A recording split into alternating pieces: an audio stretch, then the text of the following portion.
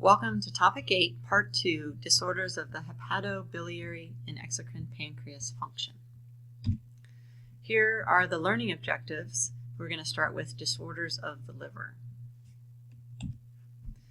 Let's talk about the liver and the portal circulation. The liver is the largest visceral organ in the body. It has a dual blood supply. The hepatic artery supplies the nutritive blood supply to the liver, so this is the oxygenated blood. The portal vein supplies the nutrient venous blood from the digestive tract. So if we remember the portal circulation, we have two capillary beds in series. So in the case of the liver, we have blood from the GI tract, the spleen, pancreas, that travels to the liver through the portal vein before it moves to the vena cava and back to the heart. Now the liver is composed of lobules. This is the functional unit of the liver. And these are composed of plates of liver cells or hepatocytes that radiate around a portal triad. And the portal triad contains a branch of the hepatic artery, a branch of the portal vein, and a bile duct. The liver processes nutrients it receives from the GI tract. So the liver is involved in metabolism of all categories of foodstuff. So it receives monosaccharides from the GI tract that can then get stored as glycogen. It can break down glycogen to glucose, and it can use glucose to make fats. Proteins get synthesized from amino acids, and they can also get broken down, and the liver creates ammonia in this process. That ammonia gets converted to urea, which then can get excreted in the urine. If we have liver failure, we end up with a buildup of ammonia, which we'll talk about later. Fats can get oxidized for energy, and they can get synthesized and packaged into lipoproteins. Let's talk about functions of the liver and manifestations of altered function.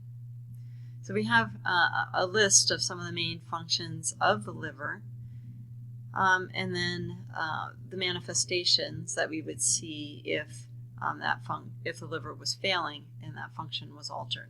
So for instance, the liver makes bile salts. So without bile salts, we would have malabsorption of fat and fat-soluble vitamins. The liver eliminates bilirubin. So if the liver is failing, we would see an elevation of serum bilirubin and jaundice. So just take a few moments to go ahead and read through some of these.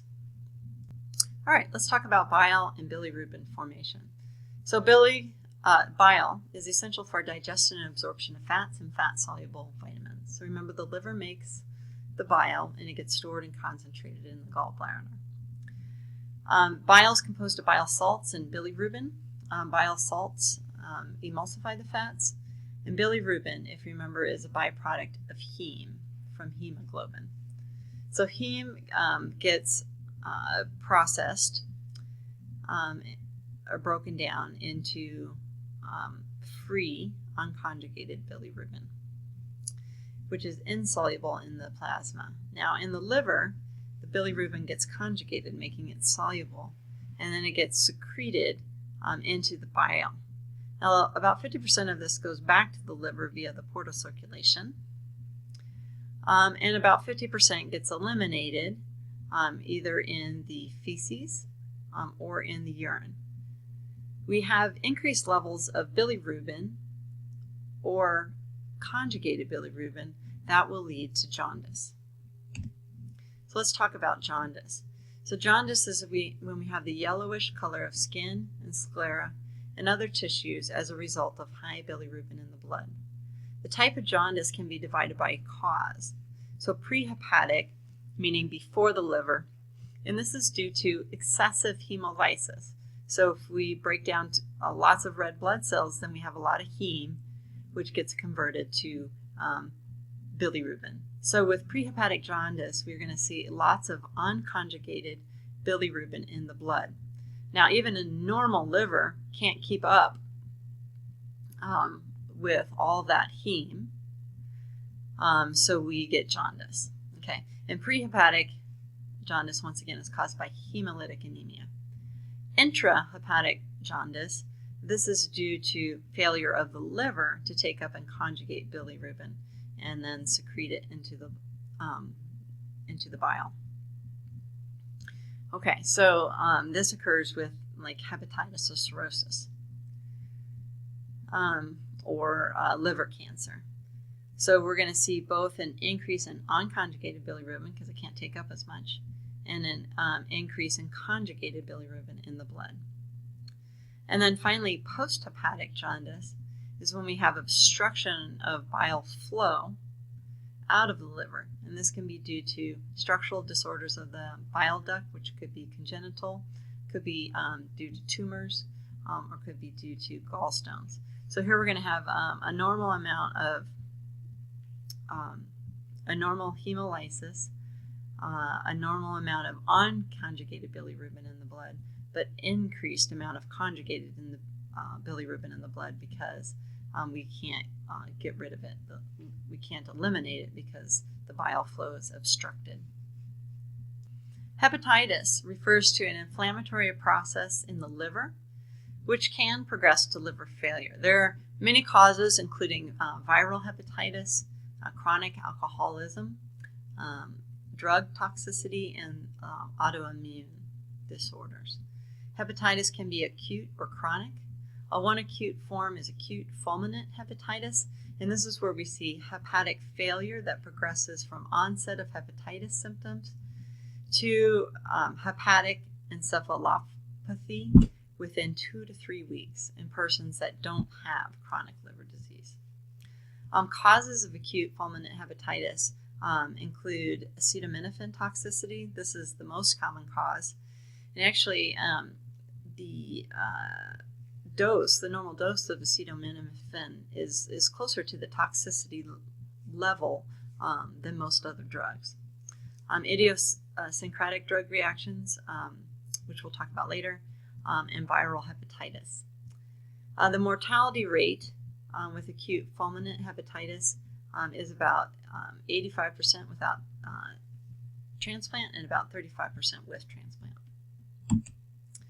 So viral hepatitis is when we have an infection of the liver caused by a strain of the hepatitis virus. There are different strains that vary in the mode of transmission and the severity of the acute illness and whether or not they cause a chronic form. The different types are listed there. And I have them summarized in this chart.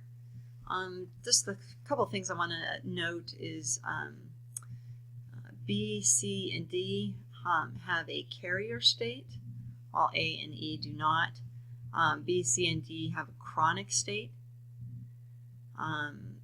B can be is most likely to produce fulminant hepatitis. B and C can cause cancer. And C is a very common cause of chronic hepatitis and cirrhosis worldwide. Okay, let's look at the signs and symptoms of viral hepatitis. We have the preicteric stage, that's the early stage, where we have fatigue and malaise, anorexia and nausea, and just kind of general muscle aching and feeling of unwell. The icteric stage, this refers to the stage within the liver when we have liver inflammation. This is characterized by the onset of jaundice. This makes the stools are light in color and the urine becomes darker because there is less bilirubin going out in the feces, more bilirubin in the blood, and thus that causes the urine to become darker. The liver is tender and enlarged, achy. And then the posticteric stage is the recovery stage where we have reductions in signs and weakness that can persist for weeks. Chronic viral hepatitis is when we have inflammation of the liver that lasts more than 3 to 6 months. It is a principal cause of chronic liver disease, cirrhosis, and cancer worldwide, and the main reason for liver transplant in adults.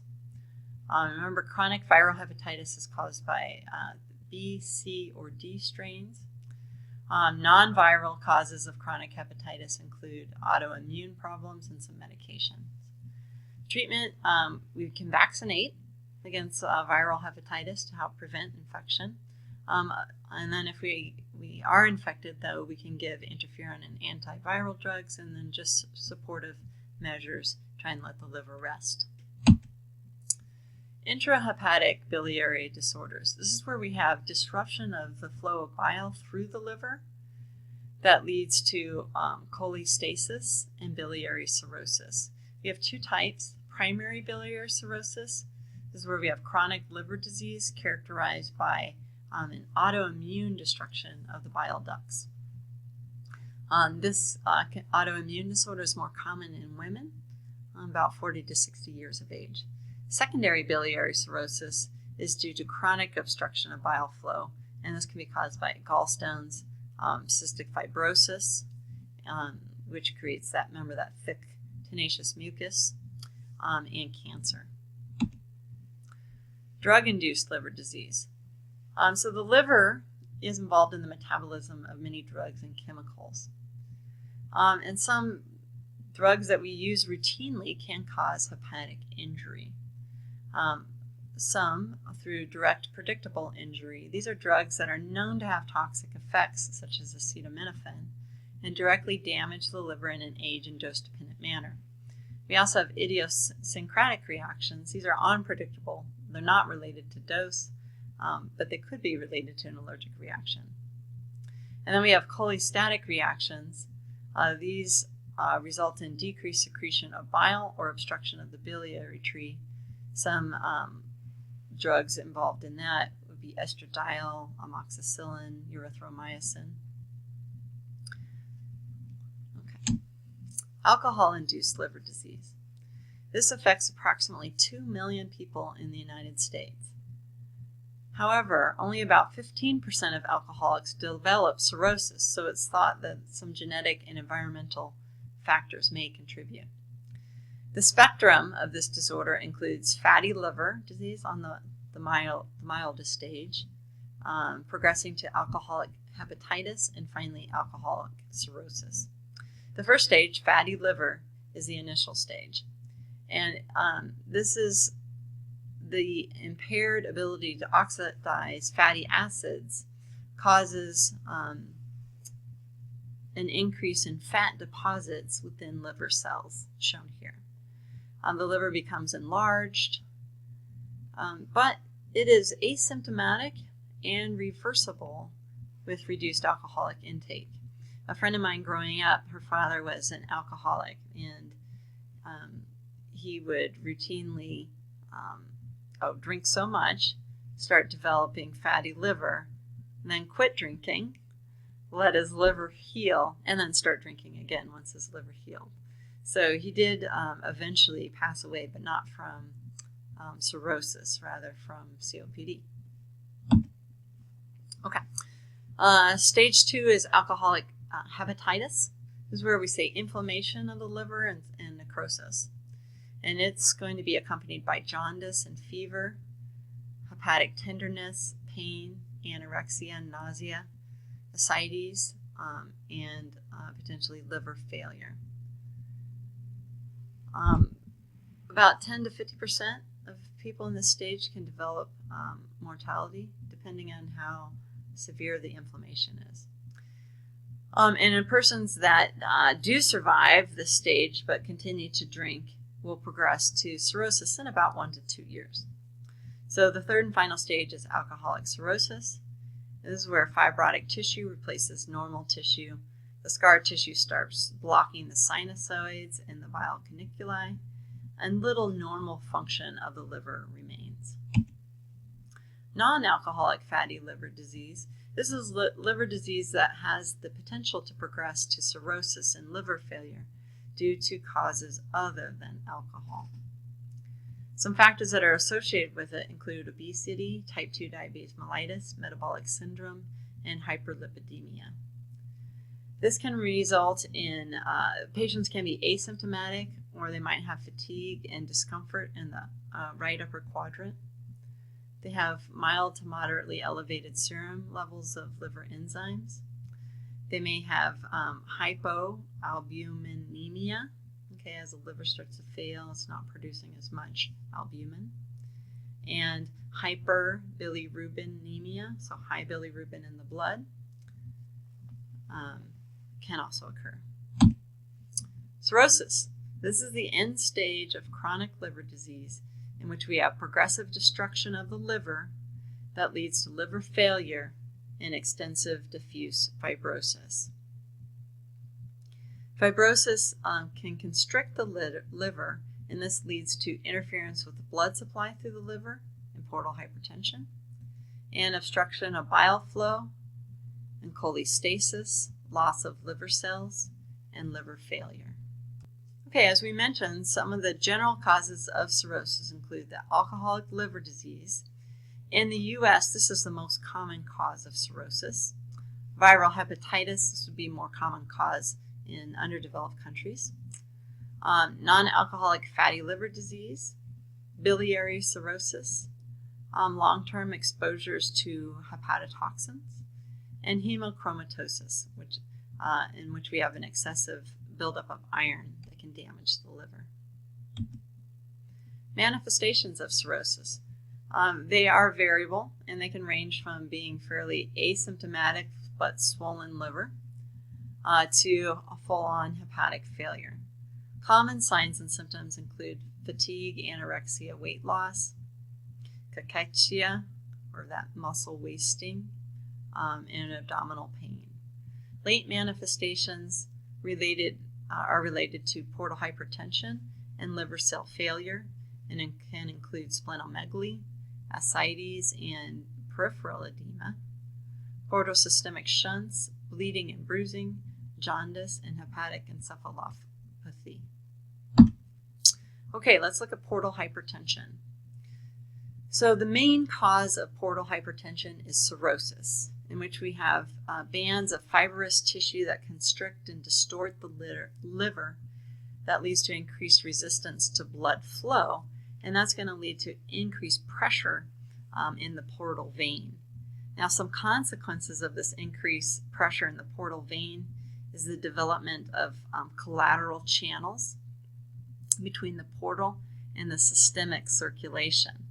So this is going to result into the spleen. It can cause congestive splenomegaly. It can lead to the development of esophageal varices. It contributes to the formation of ascites and contributes to hepatic encephalopathy. There are some other causes of portal hypertension, prehepatic, before the liver. Could be caused by obstructive thrombosis, massive splenomegaly, and narrowing of the portal vein before it enters the liver. The most common cause of posthepatic portal hypertension would be right-sided heart failure.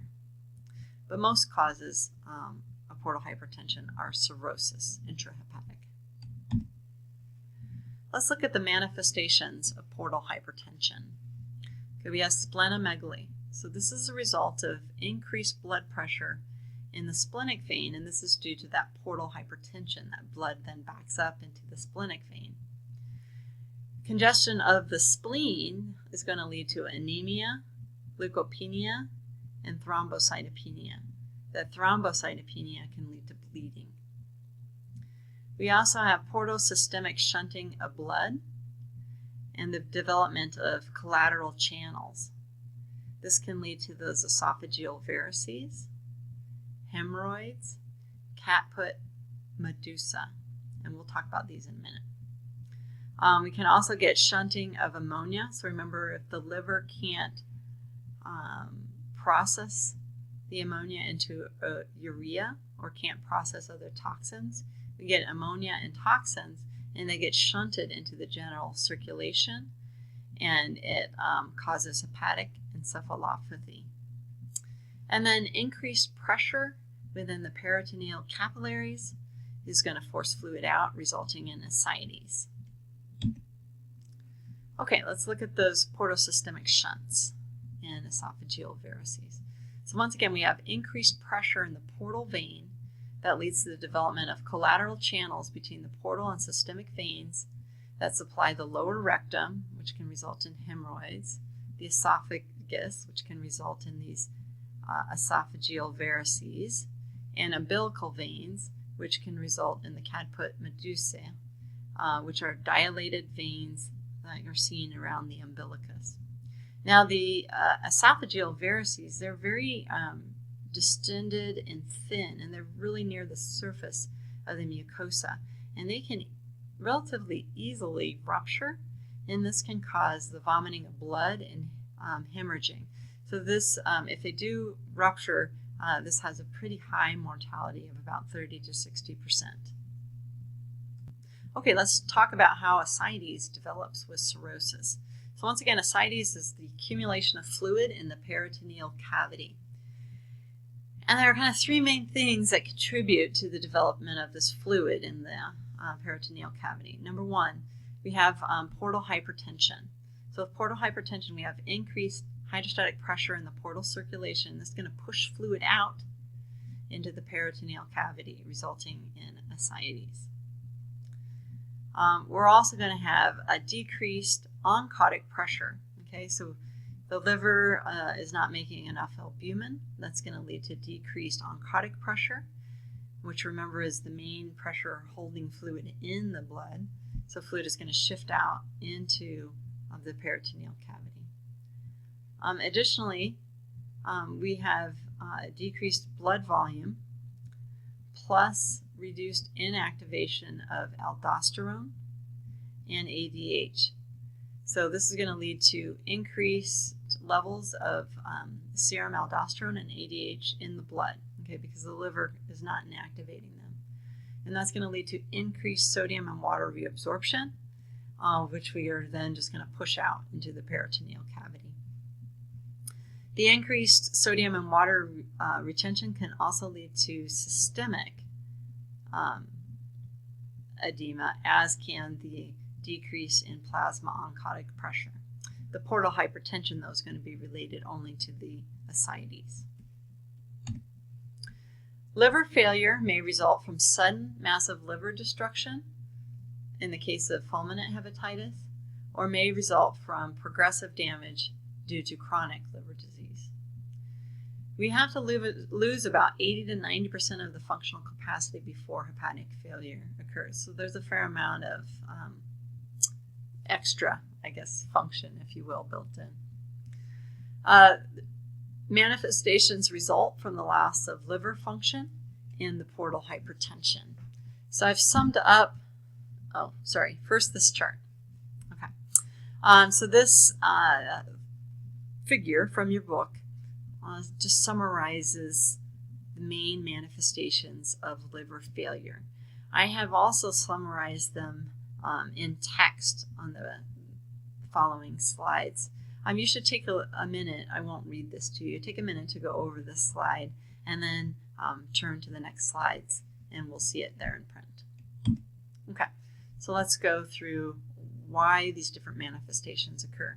Fatigue, anorexia, and weight loss. This is due to metabolic liver dysfunction. We have decreased gluconeogenesis, decreased bile for the digestion and absorption of fats, edema of the intestinal wall due to the portal hypertension, which is going to lead to decreased digestion and absorption of nutrients.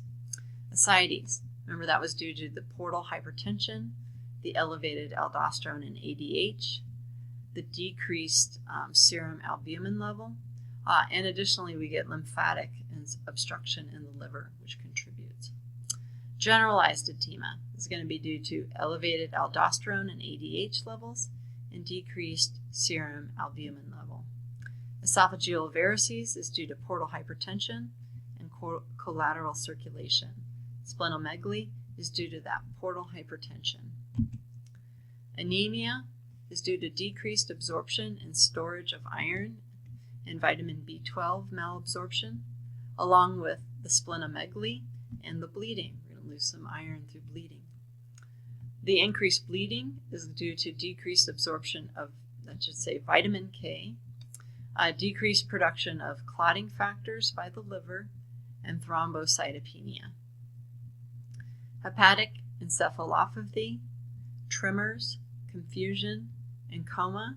This is due to metabolic dysfunction with the inability to remove ammonia from protein metabolism and other toxic substances, and then the collateral circulation, which is due to the portal hypertension. Jaundice is where we have impaired extraction and conjugation of bilirubin and the obstruction of bile flow. Leukopenia and thrombocytopenia is due to splenomegaly and possibly also due to some bone marrow depression. All right, that's it for the liver.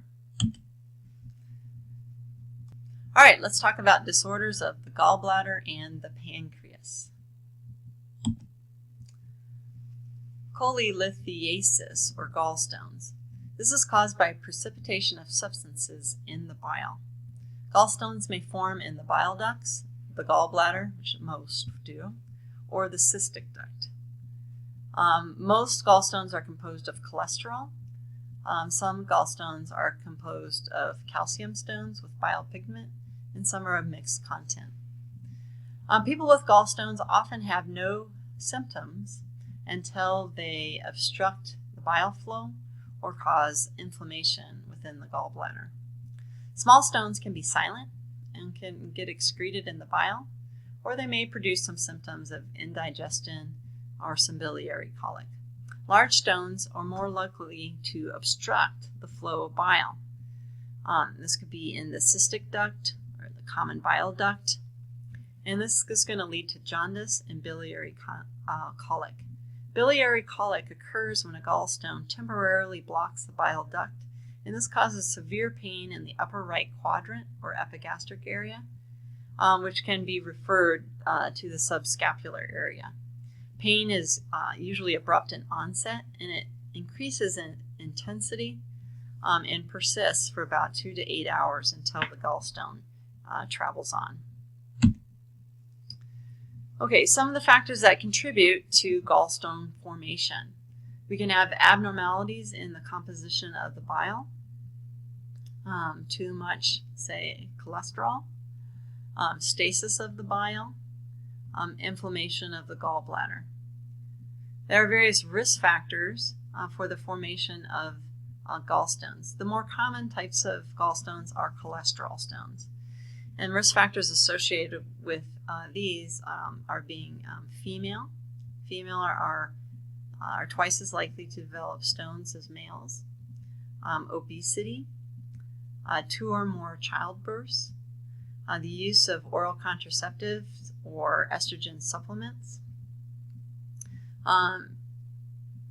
One way that helps me remember these are the 5 F's. Let's see if I can get them all.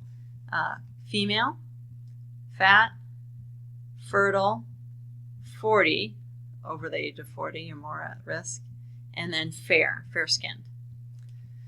The other types of gallstones are composed of bile pigments, and these are more likely to form with hemolytic anemia and cirrhosis. Treatment is usually through the removal of the gallbladder, and because the liver makes bile, this isn't usually a problem.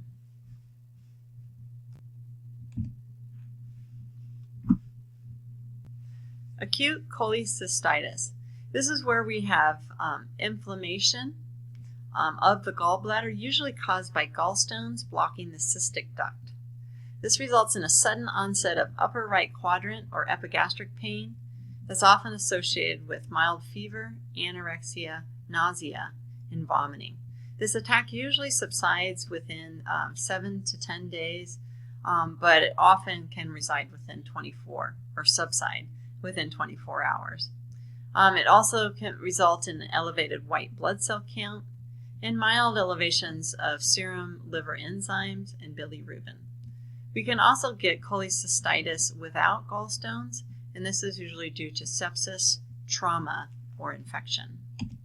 Chronic cholecystitis is the result of repeated episodes of acute cholecystitis or chronic irritation of the gallbladder by large gallstones. Manifestations include intolerance to fatty foods, belching, and gastrointestinal discomfort. Acute pancreatitis is a very serious, life-threatening, but rare condition caused by pancreatic autodigestion, inflammation, bleeding, and necrosis due to the premature activation of pancreatic enzymes.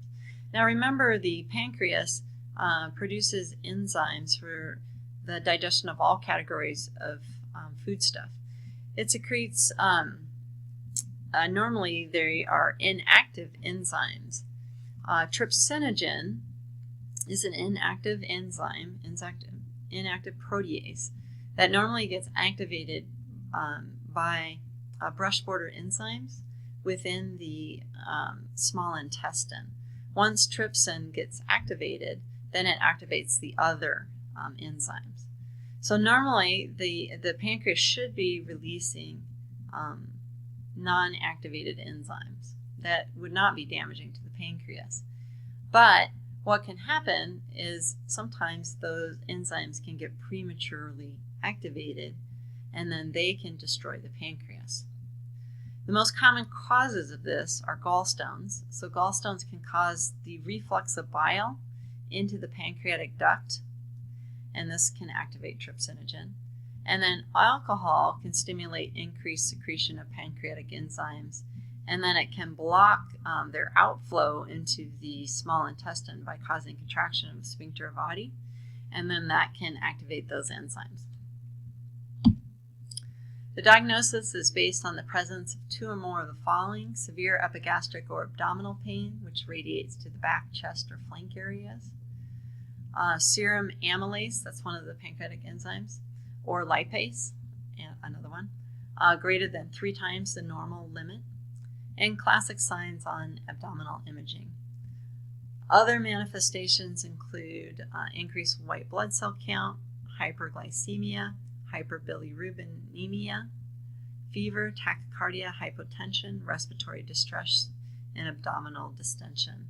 Some complications include systemic inflammatory response, acute respiratory distress syndrome, or ARDS, acute tubular necrosis, so that's kidney failure, and just multiple organ failure. Treatment is aimed at determining the cause and getting rid of it, treating it, resting the pancreas, fluid replacement, and gastric suction to help rest the pancreas. Chronic pancreatitis is when we have progressive destruction of the exocrine pancreas, fibrosis, and then ultimately eventual destruction of the endocrine pancreas. This is caused by most commonly chronic alcohol abuse. Other causes, though, include gallstone, autoimmune disorders, cancers, and cystic fibrosis. Manifestations include epigastric and upper left quadrant pain precipitated by alcohol abuse or overeating, anorexia, nausea, vomiting, and constipation, signs of diabetes mellitus and malabsorption syndrome as the condition worsens. So then we'll start affecting the endocrine pancreas. Treatment: low fat diet, pancreatic enzymes to replace those, cutting out alcohol, and insulin if need be. Okay, that includes topic 8, part 2. We'll see you for topic 9.